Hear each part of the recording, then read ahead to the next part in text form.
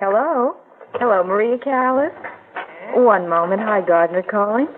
Hello? Hello. Madam Callas, how are you this evening? Oh, I'm fine. Thank you, Mr. Gardner. Very happy to talk to you. I am very happy to talk to you, and I hear you stopped the show last night at the Met Opera again. Oh, how nice of you to say so. Thank you. Do you sleep better after you stop a show?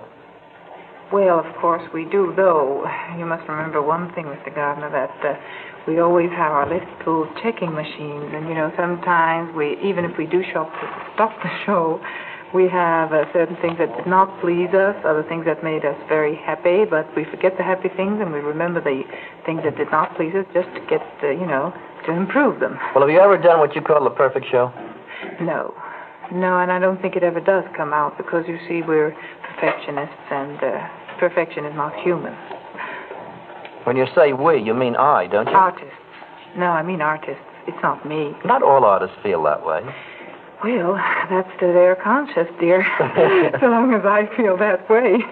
I think tonight what I'd like to do, that there have been more half-truths and unconfirmed rumors printed about you, I think, than any other personality in show business. Now, what I'd like to do, with your permission, is to run down these items and try to set the record straight once and for all. Thank you, Mr. Gardner. I'll do my very best. Now, I'm glad your father is with you, too, because what he says, of course, documents the truth.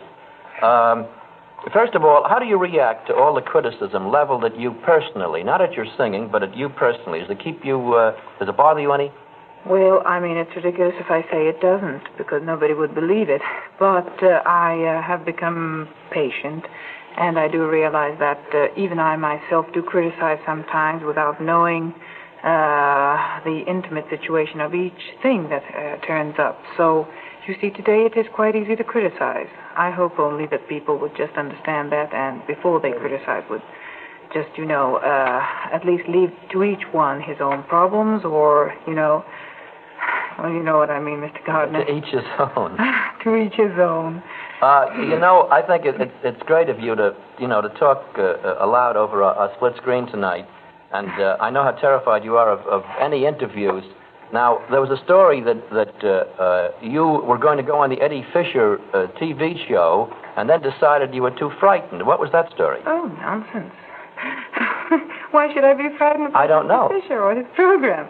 No, he most kindly offered a wonderful contract, but unfortunately I couldn't accept because I was so tied up with the Metropolitan. I hope to accept the next time when I'm freer. That's Good. all there was to it. Now, another one, and I know by now you're tired of this subject, but I wonder if you'd like to clear up some of the details of what happened in Rome. What happened in Rome? Yeah. Oh, dear. Did something else happen? No, I'm referring to the same thing. Oh, The second act of Norma. Oh, the second act that did not take place on account of a stupid cold. Well, there's nothing more to it. Of course, it's gone and passed, and everyone has understood that it really was a cold, and as I said before on Mr. Murray's program, it was just a certain situation that was taken advantage, and, it got past the truth. It got past the limit. That's all there is. Why did you go on in the first place if you weren't feeling well? Well, you see, when Callas, when she has reached this sort of pitiful state that whatever she does, she's always criticized. And if I don't sing, then she's, oh, here she goes again, all that talk. So I didn't think it was that bad vocally, and also because I entered in a very cold dressing room, and that probably just, finished me. I was already in bed for 2 days with these hot Mustard plasters. Mustard plasters, and that, I suppose, just, undressing a theater that had been closed for 6 months and was very cold. All these things, that any human being reacts to, only I suppose, I do wish I couldn't be a human being sometimes. I would avoid certain situations. Well, a lot of stories have painted you as being exactly that, not a human being. Gosh, after I wish I wasn't. After I first met you, I realized that you were, and I felt very sorry that at one time I described you as the dizzy dean of opera singers, because I don't think you're dizzy at all. I think you've got your feet right on the ground. Thank you, Mr. Gardner. That's wonderful of you to say so. That's all I want. Do you think that if you had come out for the second act and explained to the audience why you couldn't go on, that you might have gotten sympathetic applause instead of catcalls and boos? Oh, dear. Well, let us precise one thing. I did not get catcalls and boos because, you see, the audience did not know that I was postponing the performance. The theater had said that it just was for technical purposes, so they couldn't boo me. There was one thing that I was booed during my aria, because, you see, unfortunately, I have certain colleagues that pay to have me booed. You mean people actually pay to have you booed? Yes. That's fascinating. It's been going on for 6 years. At the Scala, each evening, or practically each evening, I have to deal with these people. So, you see, I really don't run away from my work. In fact, I'm used to fighting, though I don't like fighting. And then, well, excuse me, I forgot what we started off on. We were talking about your being booed at the opera when you quit. Well, yes. You see, I had to quit there because in the first place I just couldn't go on, and I couldn't make a pitiful performance. I had to make a Callas performance, especially with these so-called boors in the theater. Of course, I fight if I have my weapon. My only weapon is my voice. Now, if I haven't got my weapon, it's ridiculous that I fight. It's just plain suicide. Yeah, and you cannot change a paid booer into a cheerer. No, dear, because he'll boo anyway. Well, I will if I feel fine. I mean, he won't cheer, but he will at least keep quiet because, you know, it's happened all the time. I've got two interesting points here. Did you ever get paid for doing the one act of Norma that night? Oh, no. They didn't even send the doctor the next day to see how I was, and they knew I was sick. Well... You mean with all of the raps you took, it was a benefit? Well, I do benefit, a lot of benefit, but not that kind. I don't think anyone would like that kind of benefit. I'd like to ask another question. They never wrote me one line about anything, even telling me whether I was supposed to sing or not the next performances. Is that right? For the matter of being human beings. What about President and Mrs. Gronchi? I don't think I pronounced that correctly, do I? Gronchi. Well, they were in the audience that night. Did you hear from them after you... Yes, I heard from them, and they knew I couldn't go on because, you see, they had already assisted to 2 of my opening nights at the Scala. And they not only... That was officially, but they also came unofficially to quite a few of my performances, including Medea, Sonambula, and I don't recall how many others. Mrs. Gronchi is a very ardent admirer. I must be not modest and say that anyway.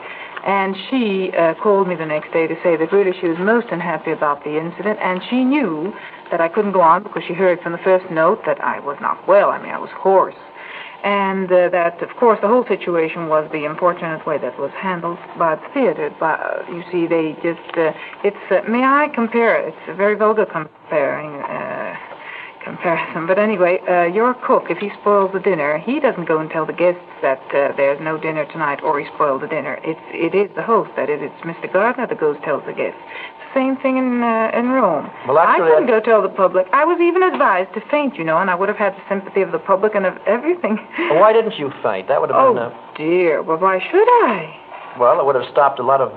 yes, I suppose it would have. But you see, I have one unfortunate thing. I'm always very loyal in whatever I do and very honest. So I know one thing that you've said in some of these other stories printed that your husband, Giovanni Battista, that 5 minutes after you set eyes on him and started talking with him, you knew that he was the man that you'd been waiting for. How did you know? Well, I don't know. These things, you see, you just feel them. You don't usually have any explanation, thank heavens. I just loved the way he smiled. It was so open and, well, you can't explain these. Love at first sight, I suppose, and it was love at first sight. You can't explain. Was it 5 minutes? It was 5 minutes. Fantastic. And how long have you been married now? Well, we've been married since 1949, the 21st of April. But we've known each other. The next day, the day I arrived was the 30th of June, and we met.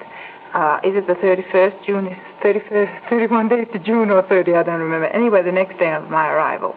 It was as though God sent him to me because I was very alone, and he really was always with me since then and was everything to me. Well, there's an article that said that all Callas contracts contain a clause stating that you will not sing if your husband is not with you. Is that true? No, not at all. Not at all, huh? Oh, no. And there's another story here. National Magazine quoted you as saying, I am happiest when I am in bed with my dog and my husband is asleep in another room. Is that true? Of course not. Forgive my laugh. Madam Callas, do you think that married people should sleep in twin beds or a double bed? Well, I love double beds. You do? Marilyn just handed me a note, if you'll pardon me a second. It's, oh, good. It says... It's from Jack Grogan, the program manager of Dumont, and he says, we're breaking a precedent. Don't stop interview with the Callases at 9 p.m. Continue for another 10 minutes, but please make this announcement that the movie, Boy Meets Girl, I guess that's about you and your husband, scheduled for 9 o'clock will start at 9:10. Oh, well, gee, thanks very much, Jack. Do we need any other station identification, or was that it? That was it? Good. Do I love Dumont. Now, is it true that during World War II, when you were in Athens, Greece, that you were an undercover secret agent for the British, Madam Callas? Yes, it's true. And, in fact, I passed rather dramatic days then, because during the Civil War, when the Civil War broke out, I wanted to go back to the, shall we call it, red zone, because it so happened that it was divided to the white zone, where I worked at the general headquarters, and the red zone, where it happened to be where I lived. And I couldn't very well leave my mother alone, of course. So I rushed back. I was brought back by a jeep, and they said, well, look, you're going on your own responsibility now if anything happens to you, because I handled, top secret letters and all that. So I said, well, I took the chances, and I went home and stayed with my mother. Then finally, they just managed to get a spy in, and after a week or 10 days, I just had to get out. Otherwise, the communists would have been after me. Really, I still haven't understood why and how they didn't come after me. Well, I guess they like the way you sang. I suppose. I guess they like the way you sang. Your dad is with you. You mentioned your mother a moment ago. She has had quite a few stories in the paper lately, and I'd like to sort of discuss them. Have you any reason why Mother has been, making all these comments about not seeing you? Well, dear, Mr. Gardner, I suppose I do have reasons, but you see, forgive me if I make this quite clear to everyone also. These are very personal and intimate problems or affairs of the family, and I feel it is my privilege and duty to keep them so. You see, I have great respect for my parents, also for my mother, especially because she's called Mother. To justify myself or to say anything answering the things more or less that she said about me, all I can say is that please, let's leave this in the four walls of the family, because anything that happens only makes it worse for any reconciliation or anything. I wonder if I might talk to your father. Fortunately, we have two parents, and I'd like to talk to Yes, with the parent pleasure. who Only hasn't been before, heard may from. I say one thing, Mr. Gardner? Yes. I don't say one thing.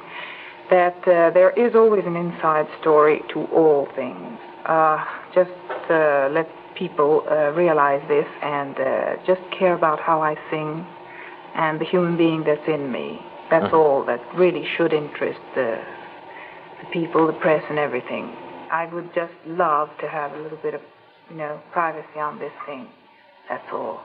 Well, Thank I think that's beautifully put, and I think that. Well, I'm not very good at words, Mr. Gardner. I think you speak words just as well as you sing them. I wonder if your dad is with you. I wonder if you'd hold that phone and put him on another phone right next to you, if you could. Right if you away, have one. Mr. Gardner. Fine, dear. Here he is. I'm afraid he's a very proud father. The only time we do quarrel is when he brags about me. Fine. Has he gotten the phone yet, Mr. Callas? Hello? Hello, Mr. Gardner. Hello, how are you, Mr. Callas? Fine, thank you. I am very glad to hear you. I'm very glad to talk with you, too. I'd like to ask you a few things that I think probably that your daughter, would just not like to talk about too much. You have, the other day I mentioned in the column that you and your daughter were practically inseparable. How long has this been true? Say it again, please. I say you and your daughter have been very good friends and almost inseparable for years. Is that true? No, always we were father and daughter very closely and pleasant together. Well, now, the stories say that Maria was brought up in Hell's Kitchen. Is that true? No. In Hell's Kitchen, this territory, I have a drugstore. I always lived in uptown Washington Heights. Well, now, are you and Mama Callas divorced? Yes, sir. Now, the other day, you probably saw the story. Mother Callas said I discovered her voice when she was a child. I educated her. I was a good mother to her. Now, did you have anything to do with recognizing Maria's voice or talent? Mr. Highwalder, both parents take care of children and both parents discovery and both parents gives good education. Especially I prefer to give to Maria when she was 8 years old to start with a private teacher to give vocal voice. Until the time came and gone back to Greece for a visit. Mm-hmm. Well, now, I would like to ask this question. Mrs. Callas said the other day, and I'm quoting her now, "I just want to see Maria, to embrace her and to kiss her. I will not mention money. Who wants money? I want my child's love." And then she said, and I'm quoting again, "I read that a magazine has offered Maria $50,000 for her story. Why don't they give it to me? I have a grand story to tell." End the quote. Now, would you say that this is the way to win back a daughter's love? You can find out myself, and you can find out yourself too. This attitude is not good. Well, what do you think caused all of this? Why aren't all of you friends? I believe this attitude of mother, somebody else is behind her and does that. I see. Now, we had another quote here in which it was said that Maria herself was said that, and I'm quoting, "My sister was slim and beautiful and friendly. I was the ugly duckling, fat and clumsy and unpopular. It's a cruel thing to make a child feel ugly and unwanted." If the quote is accurate, who made her feel unwanted? Her mother does always. I had several times to say this way to her daughter, and sometimes I told to her, "It's not good to treat the daughter this way. It is better things to treat both like lovely daughters and give good." Well, now, one newspaper refers to Maria's sister Jackie as being younger than Maria. Is this true? This is funny things, Mr. Wagner. Maria born 1923, December 4.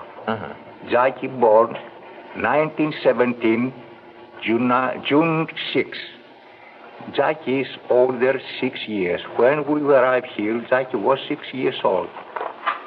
This is, I can express my opinion. Well, I'm awfully glad you got on the phone, because there are a number of these things that I know that I wouldn't want to ask Madam Callas about, and I hope, and do you think that sometime there may be a reconciliation? Mr. Wagner, the time is the best doctor for everything. And the well, time will prove everything. You are a pharmacist. Yes, sir. And so I think you know a lot about doctors. And may I speak again to your lovely daughter? Fine. Hello. Hello. Hello, Madam Callas. Hello, Mr. Gardner. Well, here we are back again. I wanted you heard your father's side of this of the questions that I was asking. We haven't got very much more time, excepting a few seconds, just to sort of say good night, and I'd like to continue talking with you over luncheon or dinner sometime later in the week. In the meantime, I certainly hope that the folks know you and your problems a little bit more than they did before. They certainly know your voice and what a talent you are. Thank you, Mr. So thanks so much for getting on the phone. I thank you so much. And may I call you after the show? I wish you would. Thank you ever so much, Mr. Gardner. Good night now. Thank you all. Well, folks, as I just said to Madam Callas, I think that now you know Marie Callas a little better than you did from the stories you read about her.